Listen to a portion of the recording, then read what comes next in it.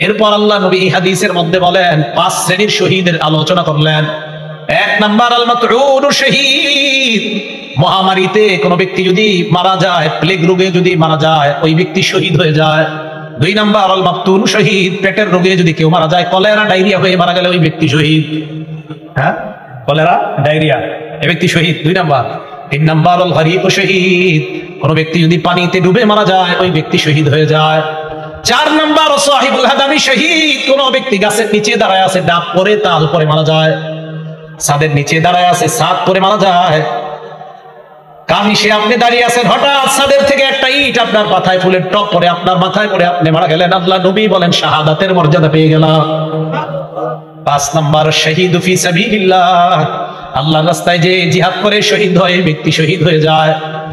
হাদিসের শেষে আল্লাহ নবী বলেন, দুনিয়ার মানুষ তোমরা জানো, লাউ ইয়ালামুন নাস মা ফিন নিদাই ওয়াস সাফিল আউয়াল, মানুষ যদি জানতো প্রথম কাতারে নামাজ পড়ার কি উপকারিতা, আর আজান দেওয়ার মধ্যে নামাজ আর আজান দেওয়ার মধ্যে কি উপকার, মানুষ যদি জানতো প্রথম কাতারে নামাজের কি ফায়দা, আজানের কি ফায়দা, সুম্মা লাম ইয়াজিদু ইল্লা আইয়াস্তাহিমু আলাইহি লাস্তাহামু আলাইহি, মানুষ যদি প্রথম কাতারের ফজিলত জানতো, লটারি করে হলেও মানুষ যুদ্ধ করে হলেও প্রথম কাতারে নামাজ পড়ার চেষ্টা করত। আর যদি আজানের ফজিলত জানতো, লটারি করে হলেও নিজের নাম লিস্টের মধ্যে এনে মুসলমান আজান দেওয়ার চেষ্টা করত।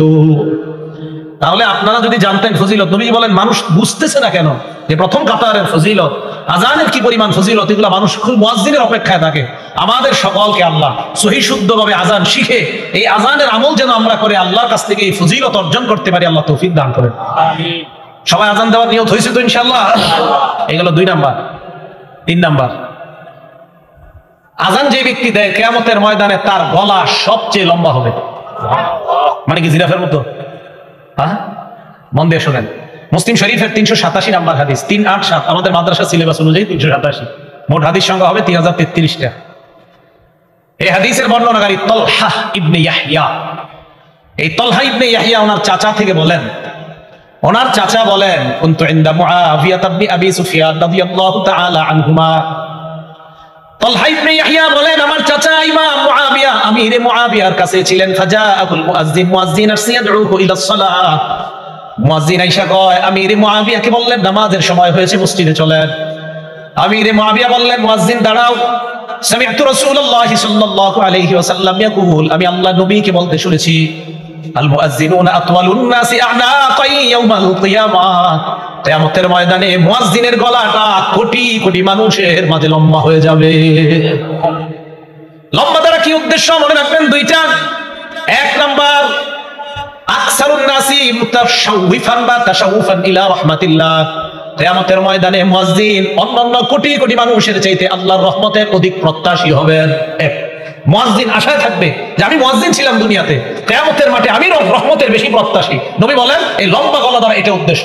2 নাম্বারটা বুঝেন কি? 2 নাম্বার, 1 নাম্বারটা আরেকটু বুঝেন, লিআন্নাল মুতাশাউফা ইউতিলু উনুখা ইলা মা ইয়াতাকাল্লাউ আলাইহি, যে ব্যক্তি আকাঙ্ক্ষা করে কোনো জিনিসের, ওই ব্যক্তি তার আকাঙ্ক্ষিত বস্তুটার দিকে গলাটা এইভাবে বাড়ায়া তাকায়। যেই ব্যক্তি কোনো জিনিসের আকাঙ্ক্ষা করে, আগে তো রেজাল্ট বের হইতো বোর্ডে, এখন তো মোবাইলে বের হয়ে যায়। আগে যখন পরীক্ষার রেজাল্ট দিত, আমরা হাসি উল্লাস করতে করতে স্কুলে যাইতাম আমাদের রেজাল্ট দেখার জন্য। তো যাওয়ার পরে মনে করেন কারো 1, 2, 3 মধ্যে আসছে যারা, ওই 3 জন কি করে, আপনার সবার মাঝে এইভাবে গলাটা সামনে বাড়ায় দিতে চায় তার রেজাল্টটা দেখার জন্য। বোঝা গেল কোনো ব্যক্তি কোনো জিনিসের আকাঙ্ক্ষা আর আকাঙ্ক্ষিত বস্তুটা যদি দামি হয়, বাজারে মাছ আসছে আপনার, রুই মাছ ভালো ভালো, আপনারা 10-20 জন সামনে দাঁড়ায় আছেন, বড় রুই মাছটার দিকে পিছন থেকে সবাই খালি গলা এইভাবে বাড়ায় বাড়ায় দেখতে চায়।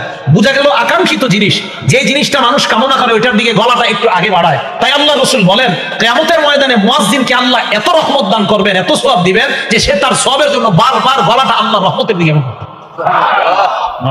কি মনে থাকবে সবার? এটা হলো লম্বা গলা।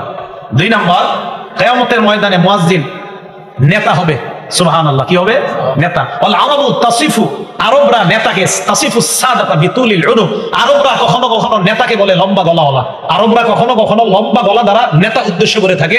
আল্লাহ রাসূল এই হাদিসের মাধ্যমে দ্বিতীয় অর্থ বুঝায়, ও মুসলমান, কিয়ামতের ময়দানে মুয়াজ্জিন তো নেতৃত্বের আসন গ্রহণ করবে।